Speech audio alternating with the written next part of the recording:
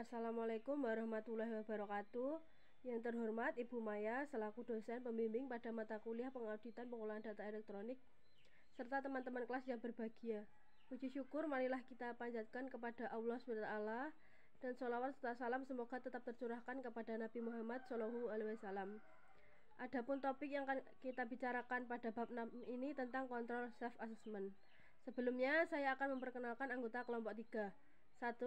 Riko Ferianka NIM 1903101012. 2. Fitri Anung Fatmawati NIM 1903101015.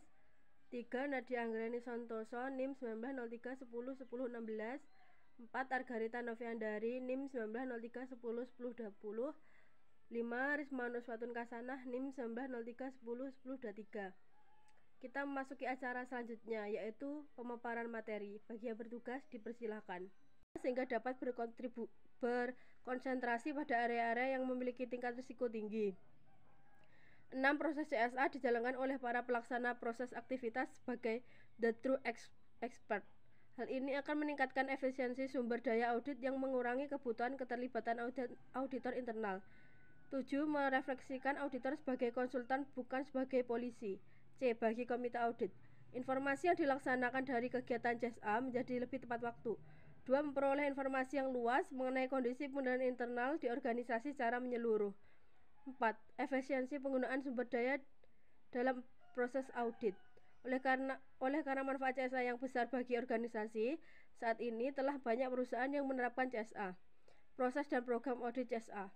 Proses pelaksanaan CSA dapat menggunakan beberapa pendekatan. 1. Lokarya atau workshop. 2. Survei, yaitu dengan pengisian kuesioner. 3. Wawancara secara struktur. Sekian pemaparan materi dari saya, selanjutnya akan dijelaskan oleh rekan saya. Untuk pemaparan materi yang pertama akan saya jelaskan. Saya Risma Nuswatun Kasanah NIM 1903101023 akan memaparkan materi tentang definisi, manfaat CSA, proses, dan program audit CSA. Definisi. IIA telah mendefinisikan CSA sebagai proses yang mana efektivitas pengendalian internal diperiksa dan dinilai. Tujuannya adalah untuk memberikan keyakinan memadai bahwa semua tujuan bisnis akan dicapai. CSA merupakan identifikasi bersama yang dilakukan atau dilaksanakan oleh manajemen dengan bimbingan dan bantuan auditor internal yang meliputi identifikasi atas risiko-risiko bisnis, evaluasi pengendalian yang dilaksanakan manajemen, dan mengembangkan atau merumuskan rencana tindakan untuk meningkatkan lingkungan pengendalian. Faktor penting dalam pengendalian adalah manusia. Manusia dapat membuat sistem bekerja dengan buruk. Manusia dapat membuat sistem yang baik menjadi gagal dijalankan. Tindakan personal manager dan karyawan menentukan kesuksesan perusahaan. Oleh karena itu, sangat penting bagi organisasi untuk memotivasi staf agar menjalankan pengendalian dengan melibatkan dalam proses identifikasi dan perencanaan pengendalian. Manfaat CSA. CSA melibatkan manajer dan karyawan dalam proses identifikasi risiko, kecukupan dan efektivitas pengendalian internal di suatu organisasi, departemen, maupun bagian lainnya. Manfaat CSA. A. Bagi manajemen, menumbuhkan kesadaran manajemen tentang tanggung jawab atas pengendalian risiko dan pengendalian aktivitas organisasi. 2. Meningkatkan efektivitas dan efisiensi pelaksanaan proses atau aktivitas. 3. Membantu manajemen dan staf dalam pelaksanaan tugas dan tanggung jawab serta pertanggungjawaban manajemen risiko dan pengendalian internal yang efektif. 4. Dengan adanya lokarya atau workshop, maka tiap tingkat manajemen akan bertemu untuk berdiskusi dan meningkatkan komunikasi di setiap tingkat jenjang.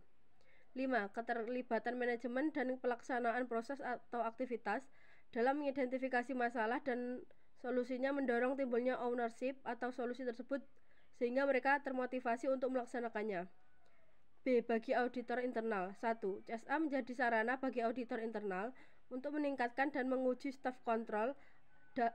Meningkatkan peran dan fungsi unit audit internal dalam mengevaluasi risiko dan pengendalian. 3. Merupakan tanggung jawab moral auditor internal dalam membantu audit dengan memberikan saran dan rekomendasi perbaikan. 4. Memperoleh gambaran tentang audit yang lebih terfokus, sederhana, kecil tetapi lingkupnya lebih komprehensif. 5. CSA akan memberikan gambaran bagi auditor tentang proses pengendalian yang tersedia dan risikonya sehingga Selanjutnya yaitu lokakarya. Proses CSA dilakukan dengan beberapa tahap, meliputi yaitu yang pertama, perencanaan, kedua pelaksanaan, ketiga pengkomunikasian hasil, dan yang terakhir yaitu administratif. Sebelum lokakaryanya pertama, melakukan identifikasi misi, tujuan, sasaran, dan aktivitas kelompok kerja atau fungsi yang tercakup di dalam lokakarya. Dokumentasi yang disusun yaitu yang pertama, permintaan fasilitasi terhadap penilaian pengendalian dari manajer kelompok kerja, dan yang kedua yaitu memo perencanaan yang merinci diskusi dengan manajer kelompok kerja untuk menentukan peserta dan untuk mengidentifikasi misi, tujuan, dan sasaran. Assalamualaikum warahmatullahi wabarakatuh. Perkenalkan, nama saya Nadia Anggreni, NIM 1903101016. Di sini saya akan melanjutkan penjelasan dari rekan saya. B. Lokakarya pertama. Tahap kedua adalah melakukan lokakarya atau workshop yang pertama. Pihak yang terlibat, fasilitator, dan peserta. Prosedur yang dilakukan. 2. Menjelaskan kepada peserta lokakarya mengenai pelatihan pengendalian yang diperlukan bagi semua karyawan, sekaligus penjelasan mengenai tujuan lokakarya, hasil akhir lokakarya dan manfaatnya bagi kelompok kerja. 3. Mengonfirmasi dan memvalidasi misi, tujuan, sasaran, dan aktivitas kelompok. 4. Melakukan proses penilaian terhadap risiko dan pengendalian yang telah terpasang atau dilaksanakan dengan melakukan salah satu aktivitas pendukung. Tujuan berikut: A. Lakukan perenungan untuk mengidentifikasi risiko yang potensial. B. Prioritaskan skala risiko dari yang paling genting hingga yang kurang genting. C. Pertimbangkan risiko genting yang dapat dikendalikan. D. Identifikasi pengendalian potensial yang dapat mengurangi suatu risiko. E. Bandingkan pengendalian aktual dengan pengendalian potensial terhadap risiko tersebut. F. Siapkan rencana tindakan jika pengendalian yang sudah ada tidak berjalan secara optimal. Kemudian C. Setelah lokakarya pertama, pihak yang terlibat beserta lokakarya prosedur yang dilakukan. 5. Untuk setiap kombinasi aktivitas atau tujuan menunjukkan langkah 4A sampai dengan 4F. Kemudian D. Lokakarya kedua, pihak yang terlibat, fasilitator, dan peserta prosedur yang dilakukan. 6. Meninjau kertas kerja risiko dan pengendalian dalam hal A. Kelengkapan, B. Eliminasi risiko-risiko yang tidak genting, C. Identifikasi risiko-risiko yang dapat dihindari. Kemudian nomor 7, susun matriks risiko yang genting dan pengendalian yang telah teridentifikasi untuk memperkirakan kombinasi pengendalian yang paling efektif dan efisien untuk membantu pencapaian tujuan.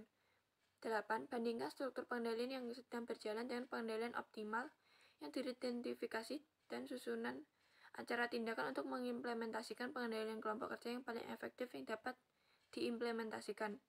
9. Menyusun daftar pengendalian yang tidak dapat diimplementasikan oleh kelompok kerja dan melaporkannya kepada level manajemen berikutnya.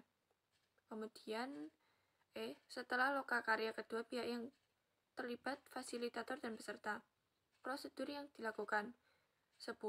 Peserta menyusun laporan akhir yang terdiri dari A. Halaman sampul, B. Daftar pengendalian yang tidak dapat diimplementasikan oleh kelompok bekerja, C. Rencana tindakan, D. Kertas kerja risiko atau pengendalian, E. Diagram arus kerja. 11. Manajer kelompok kerja dan peserta lainnya, fasilitator menghadiri melakukan pertemuan dengan manajemen senior, atasan manajer kelompok kerja untuk mendiskusikan rencana tindakan dan daftar tindakan yang tidak dapat diimplementasikan oleh kelompok kerja dan meminta respon manajer senior terhadap keduanya. Kemudian 12. Fasilitator menyusun laporan akhir yang mengidentifikasi proses yang telah dijalankan dan penilaian telah selesai. Sekian dari saya, kurang lebihnya saya mohon maaf. Wassalamualaikum warahmatullahi wabarakatuh. Assalamualaikum warahmatullahi wabarakatuh. Perkenalkan, saya Riko Varianka, NPM 12.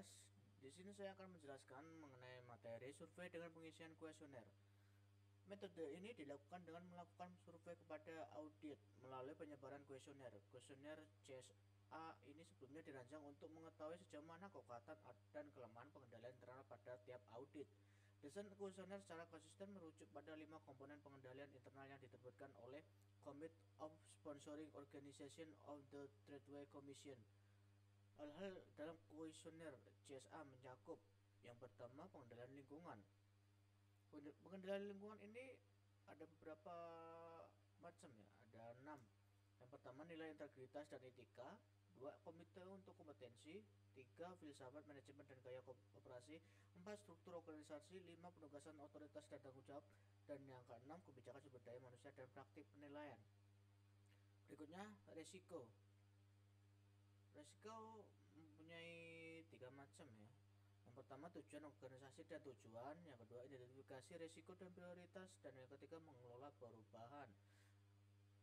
Selanjutnya kegiatan pengendalian. Yang pertama kebijakan dan prosedur tertulis, yang kedua pengendalian prosedur, yang ketiga kontrol atas sistem informasi, yang keempat informasi dan komunikasi. Yang pertama akses informasi, yang kedua pola komunikasi, yang terakhir pemantauan. Pemantauan ada 4 macam, yaitu 1. Pengawasan manajemen, yang 2. Sumber luar, ketiga mekanisme respon, dan yang terakhir mekanisme penilaian diri. Itulah penjelasan dari saya. Terima kasih. Assalamualaikum warahmatullahi wabarakatuh. Saya Argaret Novendari, NIM 1903-10-10-20. Di sini saya akan melanjutkan presentasi dari teman saya, yaitu pendelegasian wewenang dan tanggung jawab. Yang pertama ada delegasi wewenang dan tanggung jawab untuk operasi dan fungsi keuangan. Yang kedua ada batas wewenang. Yang ketiga ada orientasi tanda tangan yang didelegasikan. 4 pengetahuan dan pengalaman. Yang kelima ada sumber daya. Selanjutnya, wawancara secara terstruktur. Dalam menyusun daftar pertanyaan dapat mengikuti langkah-langkah yaitu yang pertama menentukan tema wawancara, menentukan narasumber yang akan diwawancarai. Lalu yang kedua menyusun daftar pertanyaan dengan memperhatikan kelengkapan pertanyaan yang terdiri dari apakah, siapa, mengapa, di mana, yang mana, dan bagaimana. Yang ketiga, dalam melakukan wawancara diusahakan menggunakan bahasa yang baik, santun, dan benar. Lalu yang keempat, mencatat hal penting dari jawaban narasumber. Pada tahap ini, wawancara dapat membawa alat perekam untuk mendokumentasikan wawancara. Lalu yang kelima, langkah terakhir adalah menulis laporan hasil wawancara. Selanjutnya, kendala CSA. CSA banyak memberikan manfaat dan telah terbukti sukses diterapkan di beberapa perusahaan baik di luar negeri maupun dalam negeri. Tetapi CSA juga mengalami beberapa kendala, yaitu memungkinkan adanya resistensi dari peserta, 2 adanya potensi intimidasi dari peserta yang lebih tinggi jabatannya, 3 jumlah peserta yang banyak dapat menyebabkan peserta kurang bisa berkonsentrasi dalam membahas masalah dan mengambil langkah-langkah dalam penyelesaian. 4 dari hasil final pembahasan terkadang rekomendasi telah disepakati dan tidak lanjuti kurang diperhatikan pada saat diimplementasikan. 5 kurangnya pemahaman peserta disebabkan karena desain pelatihan yang kurang menarik sehingga peserta kurang berminat.